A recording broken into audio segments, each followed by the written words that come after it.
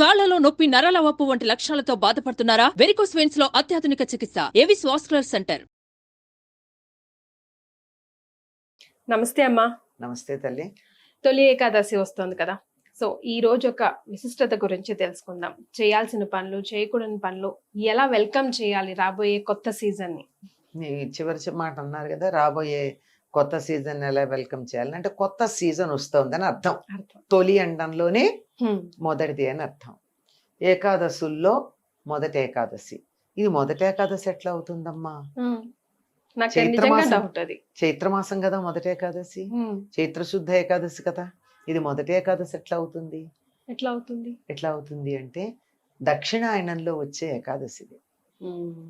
ఇప్పటికి దక్షిణాయనం వచ్చేస్తుంది తొలి ఏకాదశికి. 16, 17 తారీఖుల్లో తప్పనిసరిగా దక్షిణాయన ప్రవేశం అవుతుంది. ఈ సంవత్సరం సరిగ్గా 2 ఒక రోజే అయినాయి. తొలి ఏకాదశి, దక్షిణాయన ప్రవేశం 1-2 రోజులు తేడా అట్లా ఉంటాయి దరిదాపుల్లో. ఎందుకు అంటే ఇది తొలి ఏకాదశి ఎందుకు అయింది అంటే ఈ రోజు నుంచి చాతుర్మాస్యం మొదలయ్యి చాతుర్మాస్యంలో ఉన్న మొదటి ఏకాదశి. చాతుర్మాసంలో ఉన్న మొదటి ఏకాదశి. చాతుర్మాస్యం అంటే 4 నెలల దీక్ష. ఈ 4 నెలల దీక్ష ఆషాఢ శుద్ధ ఏకాదశి నాడు మొదలయ్యి కార్తీక శుద్ధ ఏకాదశితో పూర్తవుతుంది. అంటే అన్నాళ్ళు 4 నెలలు. 4 నెలలు అంటే 8 పక్షాలు. 8 పక్షాల లెక్క ఏమిటి అంటే మనకి రోజుకి 24 గంటలు ఉంటాయి కదా. సంవత్సరంలో 12 నెలలు, నెలకి 2 పక్షాలు చొప్పున ఎన్ని పక్షాలు? 24 పక్షాలు. అంటే సంవత్సరంలో మనకి ఒక సంవత్సరం అయితే, ఐ రిపీట్, మనకి ఒక సంవత్సరం అయితే దేవతలకి ఒక రోజు అవుతుంది కదా. దేవమానం అంటారు దాన్ని. దేవతలకు ఒక్క రోజు అయింది అంటే మనకి 24 గంటలు, వాళ్ళకి ఎన్నున్నాయి? 24 పక్షాలు ఉన్నాయి. ఒక్కొక్క పక్షం ఒక్కొక్క గంట. మరి సంవత్సరం ఒక రోజు అయినట్టయితే రోజులో పగలు రాత్రి ఉంటాయి కదా. రాత్రి నిద్రించాలి కదా. కాలపురుషుడైనటువంటి శ్రీమన్నారాయణుడు నిద్రించేటటువంటి కాలం ఆషాఢ శుద్ధ ఏకాదశి. యోగ నిద్రలోకి పెడతాడు ఆయన. మనం రాత్రి కాలం నిద్రాకాలంగా చెప్పేదంతా 8 గంటలు. ఈ 4 నెలల్లో ఉండేవి 8 పక్షాలు. ఈ 8 గంటలు నారాయణుడు యోగ నిద్రలో ఉంటాడు. యోగ నిద్రలో ఉన్నటువంటి నారాయణుణ్ణి నిద్ర భంగం చేయకుండా సాధన చేసుకోవాలి కనుక ఈ 4 నెలలు ఒక దీక్షగా ఉంటారు. యతులు, సన్యాసులు మొదలైన వాళ్ళు ఎక్కడా కూడా ఒక రోజు కన్నా ఎక్కడా ఉండరు. ఎందుకంటే ఉన్నట్టయితే ఆ ప్రాంతానికి వాళ్ళకి ఒక సంబంధం ఏర్పడుతుంది అని. అలా ఉండకుండా ఉండేటటువంటి యతులు ఈ 4 నెలలు కదలకుండా ఉంటారు. అక్కడే ఉంటారు. అందుకే చాతుర్మాస దీక్ష అంటారు. మీరు వింటారు కదమ్మా, ఫలానా స్వామీజీ చాతుర్మాస దీక్ష ఇక్కడ తీసుకున్నాడు, అక్కడ తీసుకున్నాడు అని చెప్తూ ఉంటారు కదా. ఈ 4 నెలల దీక్ష చాతుర్మాస్యం మొదలయ్యేది తొలి ఏకాదశి నాడు. దీనికి ఇంకో పేరు కూడా ఉంది ఈ తొలి ఏకాదశికి, శయన ఏకాదశి అని. అంటే అమ్మా శయన ఏకాదశి. శయనం అంటే పడుకోవడం కదా. విష్ణుమూర్తి నిద్రించటానికి ఉపక్రమించే రోజు శయన ఏకాదశి. కార్తీక శుద్ధ ఏకాదశికి ఏం పేరు? ఉత్థాన ఏకాదశి. ఉత్థాన ఏకాదశి అంటే లేచేటటువంటి రోజు. అందుకని ఈ చాతుర్మాస దీక్షలో వచ్చేటటువంటి మొట్టమొదటి ఏకాదశి గనక దీనికి తొలి ఏకాదశి అనే పేరు. అది వచ్చేది. ఈ రోజుల్లో ఎక్కువ శాతం తొలి ఏకాదశి రోజు ఉపవాస దీక్ష తీసుకుంటారు. ఉపవాస దీక్ష తప్పనిసరిగా. దాని వల్ల వచ్చే లాభాలు ఏంటి? తొలి ఏకాదశి దక్షిణాయన పుణ్యకాలానికి అటు ఇటుగా వస్తుందని చెప్పుకున్నాం కదా. 1-2 రోజులు తేడా అంతే. అలా వచ్చేటప్పుడు ఉత్తరాయణ పుణ్యకాలం ఎటువంటిదో దక్షిణాయన పుణ్యకాలం కూడా అంతే గొప్పది. ఈ రోజు నుంచి సూర్యుడి యొక్క గమనం దక్షిణం వైపుకుంటుంది. అంటే మనం ఇలా నిలబడి ఒక రోజు సూర్యుడు ఇక్కడ ఉదయిస్తాడని చూసుకున్నట్టయితే మర్నాడు ఇలా పక్కకి వెళ్తున్నవాడు ఈ రోజు నుంచి ఇక్కడ ఉన్నవాడు ఇట్లా పక్కకు వస్తూ ఉంటాడు. ఒక కిటికీనో ఓ చెట్టో ఓ కొమ్మో ఏదో గుర్తు పెట్టుకోండి సూర్యోదయం అని నిద్ర లేస్తే సుమా అందరూ ఆ టైంకి చేసి సూర్యోదయం ఎక్కడవుతుందో గమనించుకుంటూ ఉంటే తేడా కనపడుతుంది, ఒకేసారి ఉండదు. మనం కిటికీలోంచే చూస్తే కొంతకాలం కిటికీలో ఈ పక్కన ఉంటుంది, తర్వాత ఈ పక్కన ఉంటుంది, కొంతకాలం అసలు కనపడదు కిటికీలో నుంచి ఇటు అటు. అంటే సూర్యోదయం జరిగేటటువంటి ప్రదేశాలు మారుతున్నాయని అర్థమైంది కదా. ఇప్పటి వరకు ఉత్తర దిక్కుకి పూర్తిగా వెళ్ళడం అయింది, పూర్తిగా ఉత్తర దిక్కు నుంచి నెమ్మదిగా దక్షిణ దిక్కుకి సూర్యోదయం అయ్యేటటువంటి ప్రదేశం కదులుతూ వస్తూ ఉంటుంది.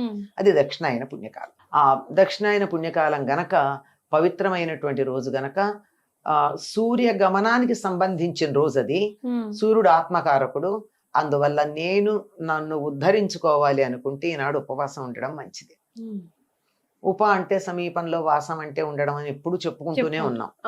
అంటే ఏమీ తినకుండా ఉండడం అనేది ప్రధానంగా చెప్పుకుంటూ ఉన్నా, దానికన్నా కూడా దైవ చింతనలో ఉండడం చాలా ప్రధానంగా చెప్తారు. భగవంతుని గురించి తలుచుకుంటూ ఉండేటటువంటిది ప్రధానమైనటువంటి. ప్రత్యేకంగా ఏదైనా నామం మంత్రం ఏమైనా ఉందమ్మా అది ఎక్కువగా ఇది విష్ణు సంబంధం కనుక విష్ణు సహస్రనామ పారాయణ మొదలైనటువంటివి చేస్తూ ఉంటారమ్మా. పైగా ఈ రోజు ప్రత్యేకమైనటువంటి రోజుగా చేస్తారు. పండరీపురంలో పాండురంగడు రుక్మిణి వాళ్ళు ఉన్నారు కదా, అక్కడ కళ్యాణాలు అవి చేస్తారు. ఇక్కడ కూడా మనకి చాలా మంది ఆ రోజు రుక్మిణి పాండురంగ కళ్యాణాలు చేయడం మనం చూస్తూ ఉంటాం. అంత పవిత్రమైంది. ఈ పాండురంగ విఠలుడు భక్తులు మహారాష్ట్రలో వార్కరీలు అంటారు. వాళ్ళు ఇంతకు ముందు నుంచే బయలుదేరి ఈ తొలి ఏకాదశి నాటికి పండరీపురం చేరుకోవడానికి నడుచుకుంటూ వెడతారమ్మా. అది వాళ్ళు చేసేటటువంటి పని. ఓకే, అవును. ఇంతకు ముందు మీరు ఒక స్టోరీ కూడా చెప్పారన్నమాట, అంటే నిజంగా జరిగిందని. విఠల విఠల అనుకుంటూ భజన చేసుకుంటున్న ఎండ్ల వాడికి హార్ట్ అటాక్స్ రావట్లేదు అని చెప్పేసి, బ్లాక్స్ పోతున్నాయి. అది ఆ మంత్రానికి ఉన్నటువంటి శక్తి. అది మంత్రం అంటే అది మీరు మంత్రము దేవుడు అన్న మాట పక్కకు పెట్టినా ఆ ధ్వని ఉచ్చారణ వల్ల జరిగేటటువంటి వచ్చేటటువంటి శక్తి. వాళ్ళు నడుచుకుంటూ వెడతారు. వెళ్ళేది తొలి ఏకాదశికి అక్కడ చేరుకుంటారు. ఇక్కడ కూడా తొలి ఏకాదశి నాడు కళ్యాణాలు చేస్తారు. ఈ రోజు ప్రత్యేకంగా విష్ణు సంబంధమైనటువంటి చేస్తారు అనుకున్నాం కదా. చక్కగా విష్ణు సహస్రనామ పారాయణ, ఇంకేదైనా సరే మంత్రం తెలిస్తే నారాయణ మంత్రం చేయడం. నాకు ఇవ్వలేదండి, నాకు ఏం మంత్రాలు లేవు అంటే రామరామ అనుకోవచ్చు. దానికి రామమంత్రం అందరూ చక్కగా చదువుకోవచ్చు. హరే రామ రామ రామ హరే హరే, హరే కృష్ణ కృష్ణ కృష్ణ హరే హరే అన్నది కలిసంతరణ మంత్రంగా చెప్తారు. ఈ మంత్రాన్ని ఎవరైనా చదువుకోవచ్చు అని చెప్పి ఋషులు అనుమతి ఇచ్చేశారు. ఎవరి దగ్గర ఉపదేశం కూడా పొందక్కర్లేకుండా వాళ్ళు ఇచ్చేశారు అందరికి. అది లేదా మీకు ఇవేవి కాకుండా మీకేదైనా మంత్రం ఒక గురువు దగ్గర మీరు తీసుకుని ఉంటే ఆ మంత్రాన్న చదువుకోవచ్చు. ఈ ఉపవాసం ఉన్న రోజున ఈ రోజు తినవలసిన పదార్థం ఒకటి ఎందుకో మరి దాని గురించిన కారణం పెద్దగా తెలియదు, కానీ ఈనాడు సాయంకాలం దాకా ఉపవాసం ఉండి సాయంకాలం ఏమి తింటారంటే పేల పిండి తింటారు. అంటే మొక్కజొన్నలని వేయించి బయట కొన్నవి కాదు, పాప్కార్న్ కాదు, మన ఇంట్లో పాప్ చేసి చక్కగా పొంగుతాయి. ఇంతంత బారిన పెద్ద పెద్ద పొంగుతాయమ్మా, ఇంట్లో కూడా చేసుకోవచ్చు. మొక్కజొన్నలు పొంగించి దాన్ని దంచి దాంట్లో బెల్లం కూడా దంచి కలిపి అది దేవుడికి నివేదన చేసి అది తింటారు.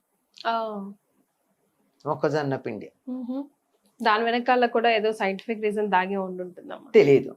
కానీ బెల్లం అంటే అన్ని రకాల పోషక విలువలు ఉన్నాయి, మొక్కజొన్నలు కూడా విలువైనవి. చాలా ప్రాంతాల్లో ఇప్పుడైతే మనకి బ్రిడ్జిలు కట్టేసి నదుల మీద కాలవలు వచ్చి ఎప్పుడు పడితే అప్పుడు నీళ్లు అందుబాటులో ఉండి మాగాణి పొలాలు అయినాయి, కానీ అంతకుముందు అంతా మెట్ట పొలాలుగానే ఉండేవి ఇక్కడ. అంటే వర్షాధారంగా పంటలు అటువంటి చోట ఎక్కువగా పండేవి జొన్నలు, మొక్కజొన్నలు లాంటివి. వాటికి కూడా ప్రత్యేకమైన ఆహారంగా తీసుకోవడం అన్నది ఒక పద్ధతిగా పెట్టుకున్నట్టున్నారు. ఇప్పుడు మొక్కజొన్నలు నాటుతారమ్మా. అంటే ఇంట్లో ఉన్నవి తీసి నాటడానికి కొన్ని గింజలు పెట్టుకుని మిగిలినవి పేలాలు చేసుకు తింటారేమో. ఇక ఇప్పుడు వచ్చేసరికి వినాయక చవితికి మన మొక్కజొన్న పొత్తులు రావాలి లెక్క ప్రకారం.